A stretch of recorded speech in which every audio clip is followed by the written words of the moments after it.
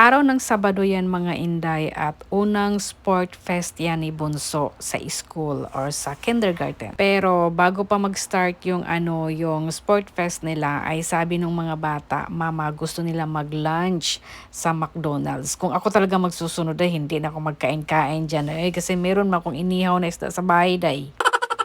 Tapos sabi ng ama niya, "Sige pupunta tayo doon sa McDonald's." And ayoko siyang kasama, hindi sa pag-iinarte, meron akong time na gano'n.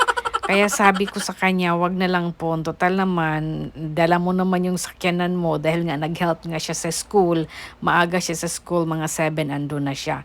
Kami 8 andun kami, so hindi kami magkasabay. Sabi ko, "Total naman magkahiwalay naman tayo ng car, wag ka na lang sumama sa amin. Alam ko naman na ayaw mo rin."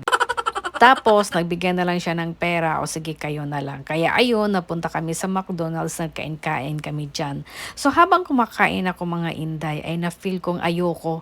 May mga time ako na gusto ko nang lumabas. Para bang umatake yung pagka-introvert ko day.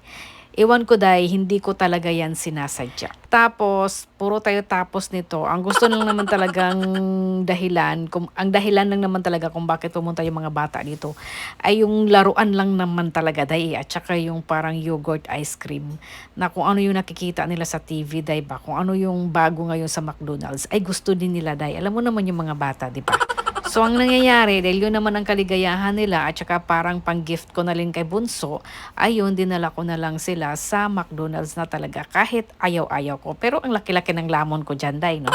So, backstory tayo doon sa aking pagka-introvert. Oo, day, yung para bang, ayoko ng maraming tao, may mga time akong ganyan. Hindi naman lagi-lagi. Praning na ba ako, day? Tapos sabi ko, "Sige na, doon na lang natin kainin yung mga pagkain doon sa loob ng car." Tapos sabi ng anak ko, "Mama, hindi ka pa nakapag-order noong flurry flurry ba yun, yung dessert nila na mayroong blueberry tapos yung lagayan ay yung yung parang anong tawag nito? Ayan yung laruan day na lang, yun yan ang gusto nila kaya sila pumunta dito."